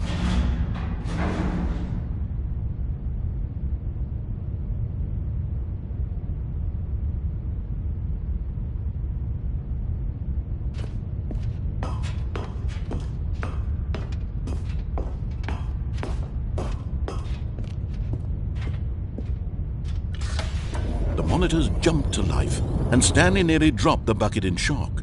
Everyone in the office was being videotaped, monitored like guinea pigs. The bucket had never seen anything like this, and it very nearly burst into tears as Stanley cradled it gently, reassuring it that everything would be fine.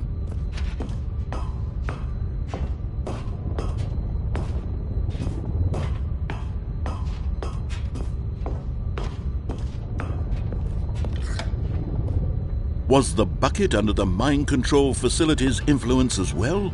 Had the bucket been told to do things it didn't wish to do? What kinds of things does a bucket want to do or not want to do in the first place? These questions raced furiously in Stanley's feeble mind.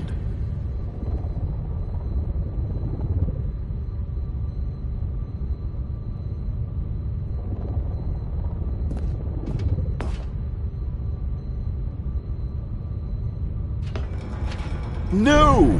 He screamed into the bucket. He couldn't accept it. His own life in someone else's control? Never! He squeezed the bucket tighter. His one friend in the entire world.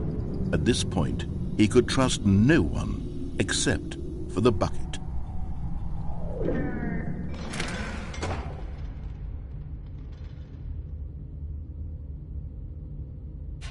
But here was the proof. The heart of the operation. Controls labeled with emotions, happy or sad or content. Walking, eating, working, all of it monitored and commanded from this very place. And as the cold reality of his past began to sink in, Stanley decided that this machinery would never again exert its terrible power over another human life. For he and the bucket would dismantle the controls for good. Two best friends, Stanley and the bucket, up against the world. They high-fived in a really cool way, and the bucket made a sassy comment about taking down the system.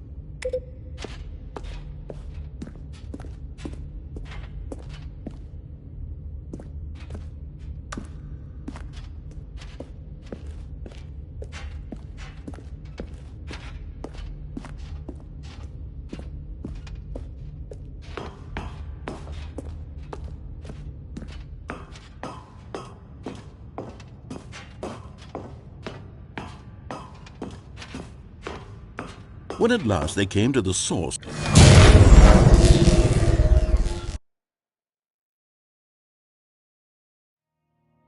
Stanley and the bucket waited in blackness. Was it over? Yes, they had done it. Stanley and the bucket had defeated their greatest and darkest enemy, freed themselves from the tyrannical grip of the evil mind control machine. Freedom was now mere moments away. Excitedly, the two of them began to discuss the kind of life they wanted to live once they stepped through this massive door. The bucket wanted to learn to roller skate. Stanley wanted to sneeze in every country on Earth. Both of them wanted to begin watching a movie, any movie, but then stop it halfway through and begin watching it in reverse from the end. True, it was a simple life they envisioned, but it was one they'd lived together, with one another to lean on, to trust, to support. What? Wait. What was happening? Why had the door stopped? Was Stanley and the bucket not about to be freed? An unbearable silence filled the room, lingering in uncertainty, until finally the truth hit Stanley square in the face. This building did not want the bucket to leave. Even the facility itself recognized the incredible calming presence of the bucket, needed the soothing warmth of the bucket, would go to any lengths not to part with the bucket. No. Stanley can't leave this place, not while he has such a precious bucket in his arms. Not while this building has anything to say about it. Stanley realized he would never again leave this very room. But at least he has the bucket. To be trapped eternally in darkness isn't really so bad, Stanley thought to himself. As long as I have my bucket with me, right? I'll be okay, won't I? Stanley gulped. Very soon now, he was about to find out.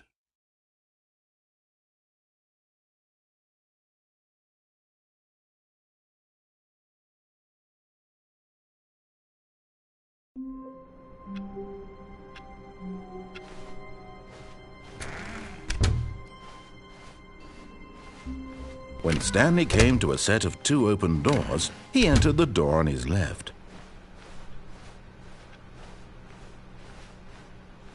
Yet there was not a single person here either. Feeling a wave of disbelief, Stanley decided to go up to his boss's office. Coming to a staircase, Stanley walked upstairs to his boss's office.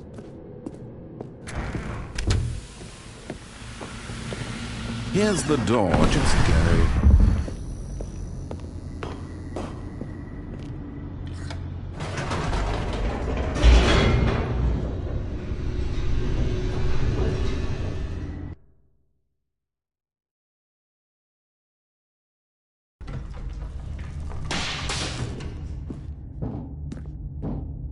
Stanley walked straight ahead through the large door that read Mind Control Facility.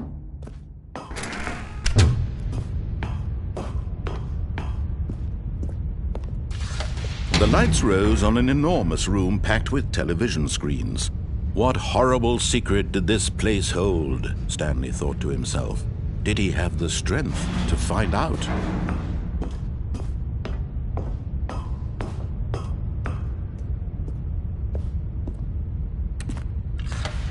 Now the monitors jumped to life, their true nature revealed. Each bore the number of an employee in the building, Stanley's co-workers. The lives of so many individuals reduced to images on a screen, and Stanley, one of them, eternally monitored in this place where freedom.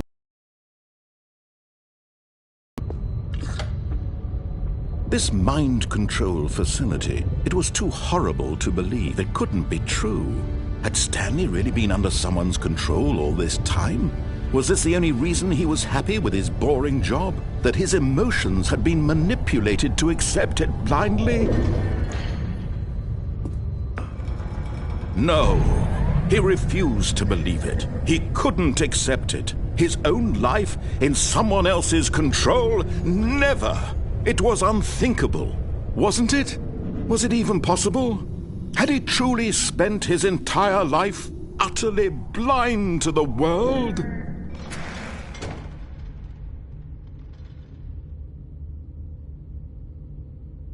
But here was the proof, the heart of the operation. Controls labeled with emotions, happy or sad or content. Walking, eating, working, all of it monitored and commanded from this very place. And as the cold reality of his past began to sink in, Stanley decided that this machine... Oh, Stanley, you didn't just activate the controls, did you? After they kept you enslaved all these years, you go and you try to take control of the machine for yourself. Is that what you wanted? Control? Oh, Stanley, I applaud your effort, I really do. But you need to understand, there's only so much that machine can do. You were supposed to let it go, turn the controls off, and leave. If you want to throw my story off track, you're going to have to do much better than that. I'm afraid you don't have nearly the power you think you do. For example, and I believe you'll find this pertinent, Stanley suddenly realized he had just initiated the network's emergency detonation system. In the event that this machine is activated without proper DNA identification, nuclear detonators are said to explode, eliminating the entire complex. How long until detonation then? Let's say, 2 minutes. Now this is making things a little more fun, isn't it, Stanley? It's your time to shine. You are the star. It's your story now. Shape it to your heart's desires. Oh, this is much better than what I had in mind. What a shame we have so little time left to enjoy it. Mere moments until the bomb goes off. But what precious moments each one of them is. More time to talk about you, about me, where we're going, what all this means. I barely know where to start. What's that? You'd like to know where your co-workers are? A moment of solace before you're obliterated?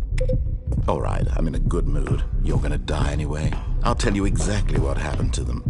I erased them. I turned off the machine. I set you free. Of course, that was merely in this instance of the story. Sometimes when I tell it, I simply let you sit there in your office forever, pushing buttons endlessly and then dying alone. Other times, I let the office sink into the ground, swallowing everyone inside, or I let it burn to a crisp. I have to say this, though, this version of events has been rather amusing. Watching you try to make sense of everything and take back the control wrested away from you, it's quite rich. I almost hate to see it go. But I'm sure whatever I come up with on the next go-around will be even better. My goodness, only 34 seconds left. But I'm enjoying this so much. You know what? To hell with it. I'm going to put some extra time on the clock. Why not? These are precious additional seconds, Stanley. Time doesn't grow on trees. Oh dear me, what's the matter, Stanley? Is it that you have no idea where you're going or what you're supposed to be doing right now? Or did you just assume when you saw that timer that something in this room was capable of turning it off? I mean, look at you. Running from button to button, screen to screen, clicking on every little thing in this room. These numbered buttons, no, these colored ones, or maybe this big red button. or this door. Everything, anything, something here will save me. Why would you think that, Stanley? That this video game can be beaten? Won? Solved? Do you have any idea what your purpose in this place is? Stanley, you're in for quite a disappointment. But here's a spoiler for you. That timer isn't a catalyst to keep the action moving along. It's just seconds ticking away to your death. You're only still playing instead of watching a cutscene because I want to watch you for every moment that you're powerless, to see you made humble. This is not a challenge, it's a tragedy. You wanted to control this world, that's fine. But I'm going to destroy it first, so you can't. Take a look at the clock, Stanley. That's 30 seconds you have left to struggle. 30 seconds until a big boom and then nothing. No ending here, just you being blown to pieces. Will you cling desperately to your frail life, or will you let it go peacefully? Another choice. Make it count, or don't. It's all the same to me, all a part of the joke. And believe me, I will be laughing at every second of your inevitable life from the moment we fade in until the moment I say, happily ever after.